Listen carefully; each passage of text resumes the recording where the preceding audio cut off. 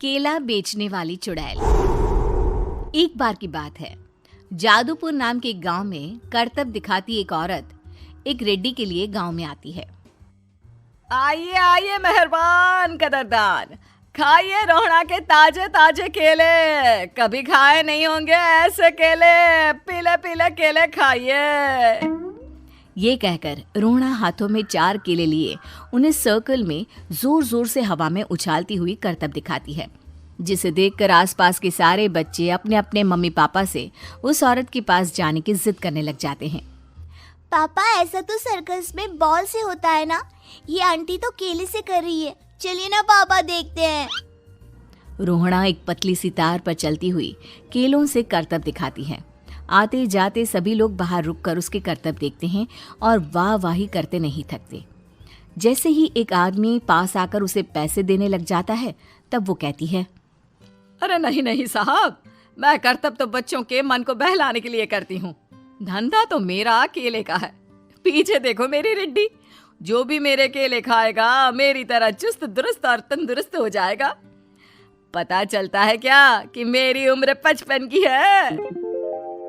अरे पर ऐसे ठंड के मौसम में कोई केला क्यों खाएगा?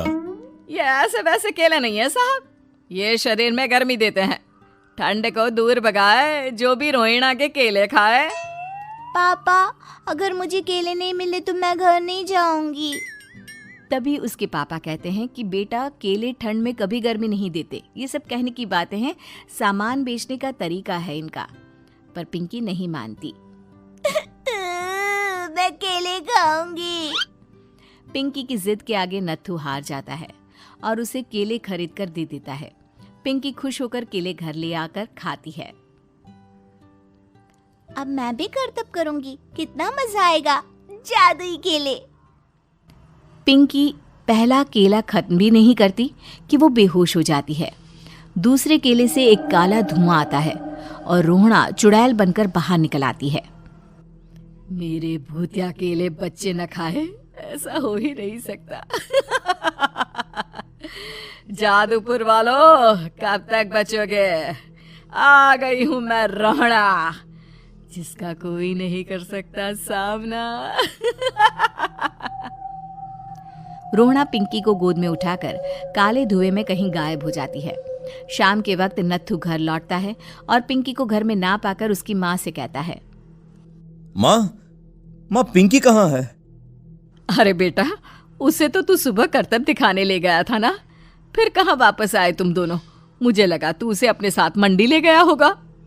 हे भगवान, मेरी बच्ची कहाँ गई? मैं उसे घर ही तो छोड़कर गया था माँ। नत्थू गांव के घर कोने में अपनी बेटी को ढूंढता है, पर उसे वो कहीं नहीं मिलती। परेशान होकर आखिर रो रो कर नत्थू हिम्मत हार कर घर लौट आता है। अगली सुबह रोहड़ा फिर से करतब दिखाने आती है और इस बार पिंकी की तरह रोनी केले खरीद लेता है। 50 रुपए दिए थे पापा ने, सारे पैसों की मैंने केले खरीद लिए हैं। अब मैं भी आंटी की तरह ही करतबबाज बन जाऊंगा। यही सोचते हुए रोनी केले खाता है और पहला अकेला केला आधा खत्म भी नहीं करता कि चुड़ैल उसके सामने आ जाती है। मेरे साथ चलने का समय आ गया है रोनी। ये तो बस शुरुआत है। अब इस गांव के सारे बच्चे धीरे धीरे मेरे कब्जे में होंगे, एक बच्चा भी नहीं बचेगा। ये कहकर रोनी को गोद में लेकर काले धुएं में अदृश्य हो जाती है। इसके बाद हर रोज गांव में से कोई ना कोई बच्चा गायब होता, पर ऐसा क्यों हो रहा है किसी को भी समझ में नहीं आ पा रहा था। रोज की तरह अपनी बेटी पिंकी की तलाश में नत्थू गांव के एक तालाब के पास बैठा रो रहा था। कहाँ गई मेरी पिंकी? शकुंतला के जाने के बाद एक वही तो मेरा सहारा थी। अरे उसकी आत्मा कोस रही होगी मुझे कि मैं अपनी बच्ची को संभाल भी नहीं पाया। नत्थू ये कहता हुआ रो ही रहा था कि तभी तालाब में से उसे शकुंतला की आवाज सुनाई देती है। कहाँ थी तुम शकुंतला? हमारी बच्ची और सारे गायब हुए बच्चे रोहड़ा के कब्जे में हैं। वो बच्चों को जो केले देती है उससे बच्चे बेहोश हो जाते हैं और उसके कब्जे में आ जाते हैं और वो उन्हें ले जाकर काली दुनिया में ले जाती है। पर वो ऐसा क्यों कर रही है? ये मैं नहीं जानती, पर उस दुनिया का रास्ता मैं आपको बता सकती हूँ। जहां ये नदी खत्म होती है वहां एक केले का पेड़ है, उसके नीचे एक दरवाजा है, वहीं से रास्ता जाता है उस दुनिया का। ये कहकर शकुंतला की आत्मा गायब हो जाती है। गांव के सभी लोग झुंड बनाकर उसी रास्ते से काली दुनिया में चले जाते हैं और वहां देखते हैं कि सारे बच्चे वहां काम कर रहे थे। पापा मुझे ले चलो यहाँ से। पापा पापा। सभी बच्चे अपने मम्मी पापा से लिपट जाते हैं।